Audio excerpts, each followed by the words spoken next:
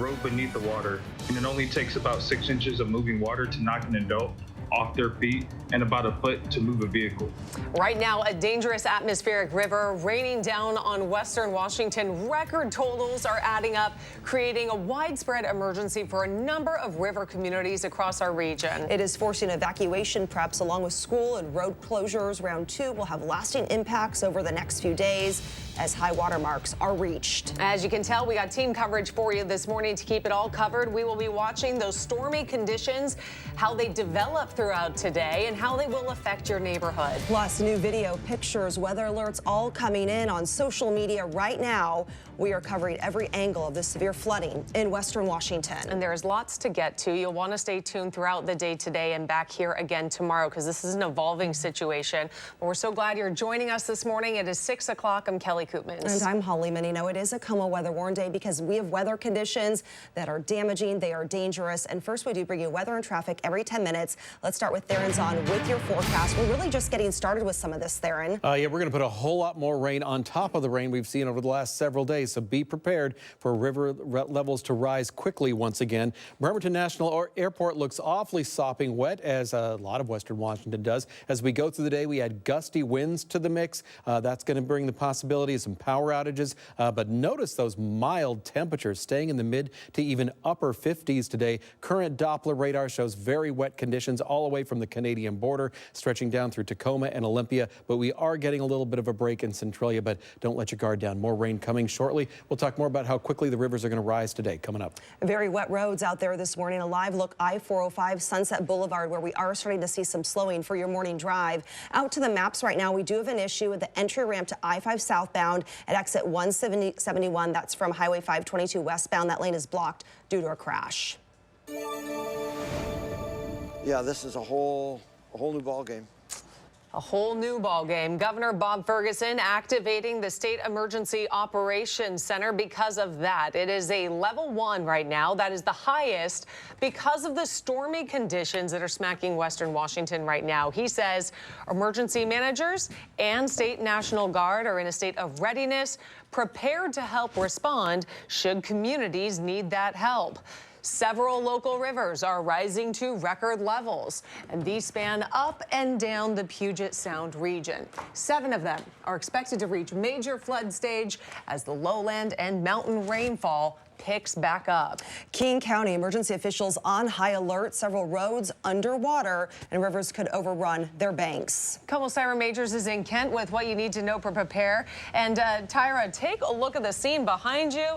That gas station flooded. I mean, this gas station is completely off limits this morning. For some perspective, this is the Chevron at 277th and Central Avenue. You can see a car here almost submerged. I was able to watch the gas station worker pull out of here and still walk into work, but this gas station is probably going to be closed for the remainder of the day. The pumps are way down below, so I'm only standing just below my calves here. I'm about 5'4". That water is actually a lot deeper. This is a widespread area with flooding. I should say the flooding is widespread. To our right is the intersection of 277th and Central Avenue, which is completely closed. Cars have been having a hard time getting through all morning long. I did speak with the gas station worker there, and he said, I don't know what we're going to do for the day.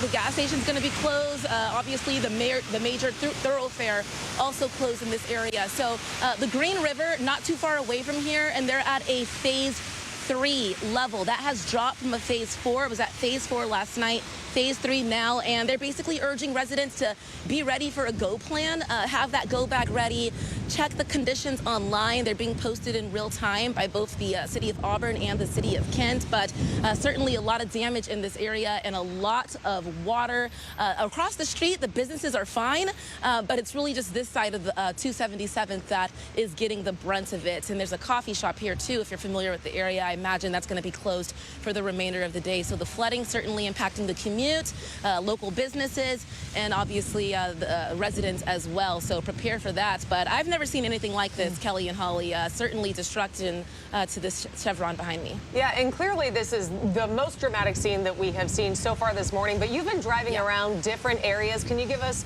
a rest of the lay of the land as you've been seeing driving around? Yeah, we were driving along SR 18 through Auburn and also on the Valley Freeway, and I'll tell you, the visibility is very low. The rain is coming down so hard, and that's creating for tough conditions. We did have some emergency crews drive past us, presumably on the way to an accident or maybe a stalled car situation, but that's something you're going to want to keep in mind. We had our windshield wipers working pretty quickly this morning, and I think that's what you all are going to be in for in terms of the morning drive. Yeah, and we can hear the wind even whipping too, which we know is an aggravating factor in all of this. All right, Tyra, thank you. We'll be sure to check really back. Tough. Yeah. Thank you. Well, we watch for these pineapple expresses, so we know. And then we also watch the water levels on the White River coming out of the dam and things. Well, folks living near the White and Green Rivers in King County taking necessary precautions. They've seen trouble that these kinds of weather patterns can cause. Some went through the worst flooding more than a decade ago. Communities working to set up emergency shelters just in case people are forced out of their homes. Let's give you a live look right now. This is the Snoqualmie River near Falls City. Water rushing over the nearby falls, moving at a very fast rate. The Snoqualmie River forecasted to surpass major flood stage, so we'll be watching these water levels as that rain continues to fall. Then take a look at this. The Skagit River also projected to reach a record flood stage by Friday. You see the water over the roadway there. The Skagit County Sheriff's Office warning folks living in Concrete and Mount Vernon to be ready for possible evacuations. It says the river at Concrete could peak at more than 47 feet tomorrow, and that's what this is showing us here for you this morning. Deputies also adding forecasts expect river levels in Mount Vernon to top nearly 37 feet by Friday morning. They say that high water will cover many low-lying roads. There is flooding all across Snohomish County as well this morning. The Department of Emergency Management is reminding people to prepare for the worst. So let's get right back out to KOMO's Natalie Fahmy. She joins us live from Everett to tell us how it's looking there this morning. Natalie? Yeah, I'm at Rotary Park this morning, like you said, in Everett. You can see the rain is coming down. I'll walk along this path with the Snohomish River right behind us here. Lots of flooding here, and I can tell you in the last hour, the flooding has gotten higher along this path. We did talk to Snohomish County Emergency Services about what to expect today. Snohomish County Emergency Management Director Lucia Schmit says they're gathering all departments together to have a holistic approach to help residents through the flooding across the county. Schmit says the fairgrounds are open as a shelter for livestock, plus Red Cross has a shelter there for people as well. She says one mobile home park has had to be evacuated so far, saying there's a chance more are to come as more rain comes and the river levels rise. Meantime, she wants to remind residents to never drive or walk through flooded roads, even if the water looks low, and not to go around barriers closing roads either. The most common cause of death during a flooding event is people who try to drive through water on roads, and we have had to do a number of car rescues. Rotary Park here in Everett will remain closed today for concerns of flooding. Again, it's just along the Snohomish River here, already some flooding, and the levels of this flood on this path have gone up in just the past hour that we've been here. Live in Everett, I'm Natalie Fahmy, KOMO News. And Natalie, with so much rain, emergency management says residents should also be careful of landslides, which we've already seen in some areas. Yeah, that's exactly right. They want you to look out for those warning signs. They say common warning signs are, of course, more obvious things like cracks in the road, soil moving around from the foundation of your house, but maybe subtle signs too, like doors and windows not opening the same way that they used to, or trees that are curved on hills. That means that hill might be more prone to a landslide. If you see a sign like that, it's important you call 911 and evacuate the area immediately. With the wet soil, the wind, that combination is really going to make those more likely. Natalie, thank you. We'll check back in a little bit. So many incredible images pouring into our newsroom and on social media. Yeah, lots coming into the news desk. And one thing that a lot of these counties are stressing is it is an emergency if it is flooding. So do call 911. Take it very seriously. And also keep in mind that those first responders are responding to a lot of calls, too. So it's going to take some time to get to some of those areas. We dealt with a number of water rescues yesterday, and I imagine we're going to deal with a lot more in the hours to come, with some of the worst yet to come in some of the areas areas around our region. This right here is just a small fraction of the photos and videos posted on X of those swollen rivers and flooded roads that many of you are feeling the impacts of this morning. One area, and we keep showing this video just because it's so incredible, it's getting a lot of attention online and on social media, is Snoqualmie Falls. Christy posting this video calling that water there just unreal. I want to show you a different view from above the falls. According to the National Weather Service, look at all that water there. The falls expected to reach a depth of 19 feet late tonight. If that happens, historic. It would be the deepest since 1986, nearly 40 years ago. The river there, the Snoqualmie River, expected to crest at around 10 o'clock tonight before finally receding. In downtown Snohomish, Dora called the river and the view of this nearby river here just angry. Look at all the water that's been flooding that region there. And this important reminder here, you heard Natalie talk about this a moment ago, but it's important to pass this along. This is kind of creating a somewhat humorous situation of what we're dealing with, but a very important reminder that was just posted on X in the past hour, reminding all of us that if you see a road closed sign and water behind it, do not drive around those signs and try to drive through that water. You just don't know how deep that water is, and that's why so many people have been getting into trouble over the past 24 hours.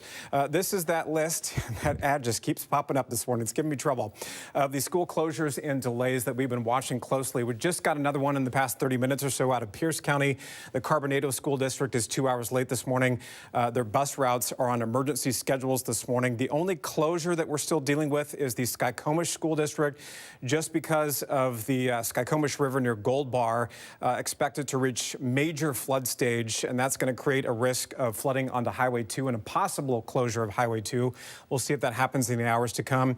Other districts dealing with delays this morning. 2 hours late is Castle Rock, Chehalis, Morton, and Winlock down there at the bottom.